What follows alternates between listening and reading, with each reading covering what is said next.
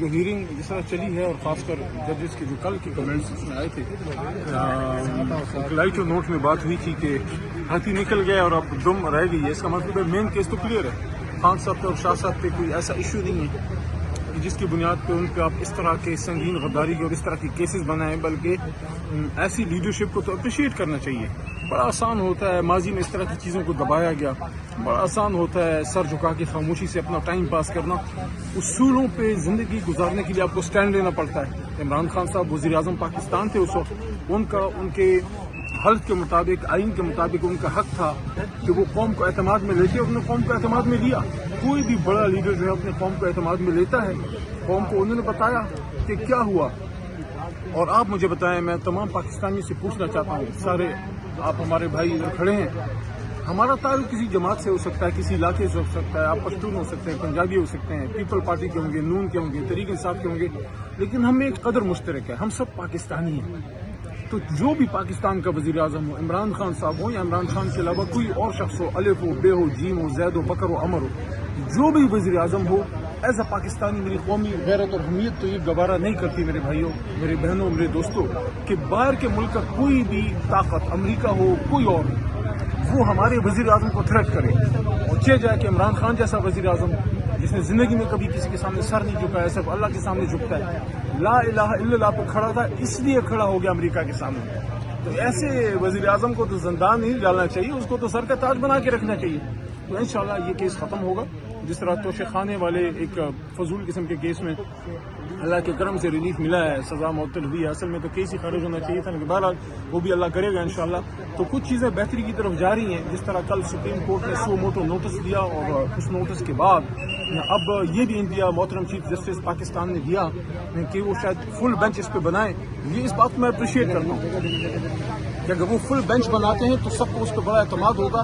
خاص کر کل جو محترم جج اطہر من اللہ صاحب نے کچھ سوالات بڑے چپتے ہوئے کیے وفاقی حکومت پہ، اور اس کا کوئی جواب نہیں تھا محترم اٹارنی جنرل صاحب کے پاس، کہ جب یہ سوال ہوا، اٹارنی جنرل صاحب کا مکالمہ ہوا چیف جسٹس صاحب کے ساتھ کہ ہم تو آپ کے ہر حکم کی بجاوری کرتے ہیں اور کوئی ڈیویشن نہیں کرتے، یہ الفاظ یوز کیے. تو اس پہ اطہر صاحب نے تھوڑی دیر بعد پوچھا کہ یہ جو عدالتیں ریلیف دیتی ہیں تو یہ پھر آپ ایم پی آرڈر کے تحت عدالتوں کے آرڈرز کو آپ اس کو عمل میں لانے میں امر مانے کیوں ہیں؟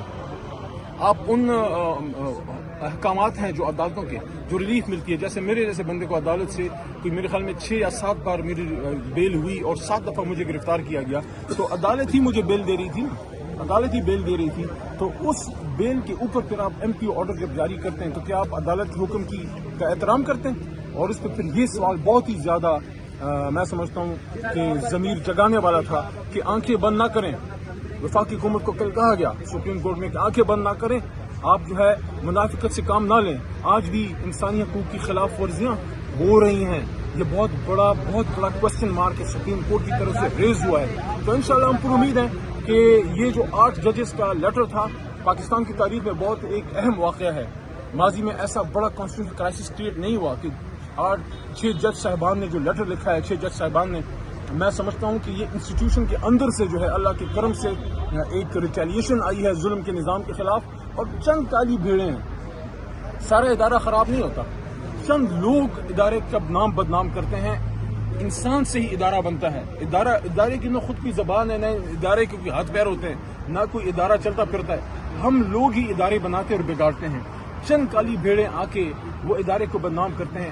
ان ادارے کے کچھ لوگ اگر آئے اور انہوں نے اس معزز عدالت کے جج صاحبان کو تھریٹ کیا تو کیا پورا ادارہ جو ہے اس پہ مورد الزام ہو؟ تو پورے ادارے نے تو نہیں کیا ہوگا کہ چند کالی بھیڑیں ہوں گی. تو ان کا جواب سپریم کورٹ اب لے گی کہ وہ کون لوگ ہیں جن کی اتنی جرت ہوگی ہے کہ اب ہائی کورٹ کے محترم جج صاحبان کو تھریٹ کیا جا رہا ہے، اور باقاعدہ اور بھی جج صاحبان کو جو لیٹرز گئے ہیں. یہ چیزیں کافی جو ہے یہ سوالیہ نشان ہیں. اور ایک اور چیز، کیونکہ صوبہ خیبر پختونخوا سے میرا تعلق ہے اور میں ججز کی پارلیمنٹری کمیٹی کا 3.5 سال ممبر رہا، وزیر قومی اسمبلی کے ممبر و وزیر. میں سمجھتا ہوں کہ خیبر پختونخوا کا ایک رائٹ ہے کہ خیبر پختونخوا سے ہمارے محترم جج صاحبان ایلیویٹ ہوں. باقی بھی جو چھوٹے صوبے ہیں، بلوچستان کو بھرپور توجہ دینی چاہیے. اسی طرح پختونخوا کو چیف جسٹس خیبر پختونخوا انہوں نے جو ایک لیٹر لکھا ہے اس کے حوالے سے میں یہ کہوں گا کہ ان کا رائٹ ہے کہ chief justice Peshawar high court کو ایلیویٹ کیا جائے اور خیبر پختونخوا کو اس کی مناسب نمائندگی سپریم کورٹ میں دی جائے، کیونکہ سپریم کورٹ تگڑا اور طاقتور تب ہوگا جب تمام صوبوں کی مناسب نمائندگی ہوگی. بہت شکریہ. سر، یہ کے پی کے میں جو انتخابات